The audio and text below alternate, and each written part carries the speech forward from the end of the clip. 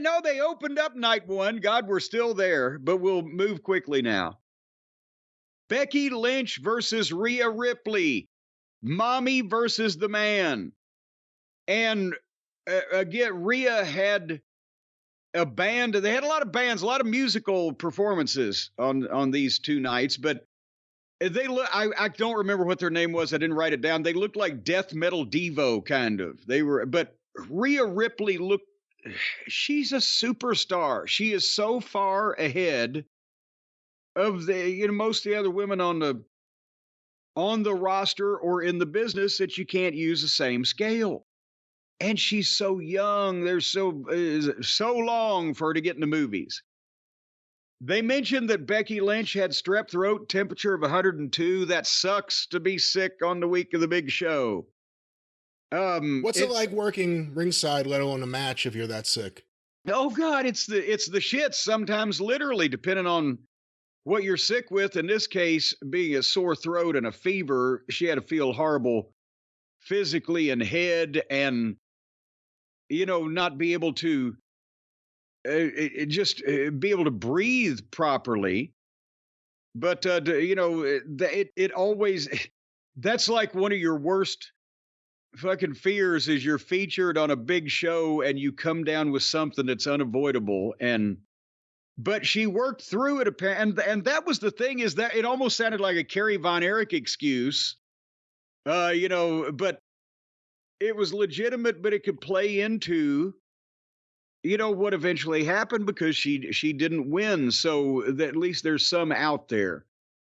But I'm not going to go blow by blow on these matches because everybody was trying to put all the twists and turns in. But perception wise, they worked hard and fast here, and not fast in a bad way, but they kept the pace up and they worked hard. And also, it's the personalities. And while Becky is painfully thin, and visually, just size wise, this is a contrast with her and Rhea.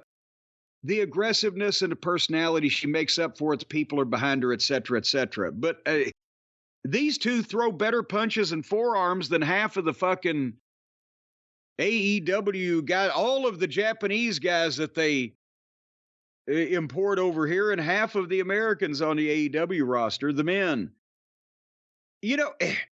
Becky's actual work is not athletically Charlotte or Ripley level, but she's got good psychology and the aggression and the little fireball personality that she's got makes up for, much of that. But anyway, they got some big 2 counts. The people were with it. They did that spot.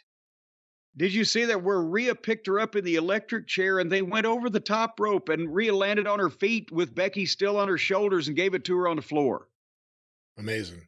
That was, some fucking specialty shit.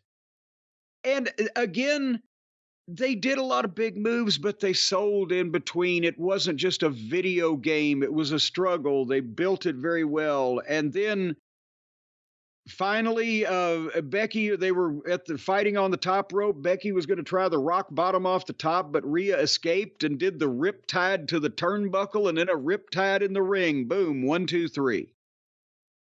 And it was a great match and the right finish. And as we talked about, I think when we did the preview, this may have been, and people were saying it, that they'd bring Becky back and, we'll just put the belt on her at WrestleMania. And this was months ago when they were thinking about it, because they've been building this a while.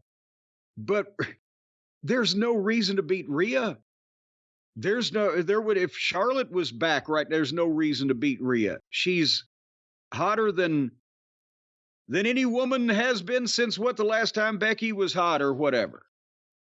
So I think she's got a ways to go here. Did you like this contest of the Immortals? I thought it was all right. I'm always a mark II for the look of outdoor shows when the sun starts to go down. And, the sky's not just middle of the day bright. I like the look of the stadium. Just another tequila sunrise. I don't like that. I don't like that. Neither does anyone else. But Good match. Rhea's grown her hair out, whatever that means. Maybe nothing. She's an observation. She's growing her hair out. Some deep psychological fucking workings going on there. Her hair grew. Maybe she is going to Hollywood. Well, that wouldn't have any. You can have all styles of hair in Hollywood. It's an equal hairstyle opportunity community. You know how many out of work hairstylists there are? Maybe she's growing her hair to give someone some extra work. This is the stupidest conversation we've ever had. I don't know where it's gonna. The eclipse is later on today. Are you sure the effect of the moon is not moving your brain fluid around? I'm behind the sun right now.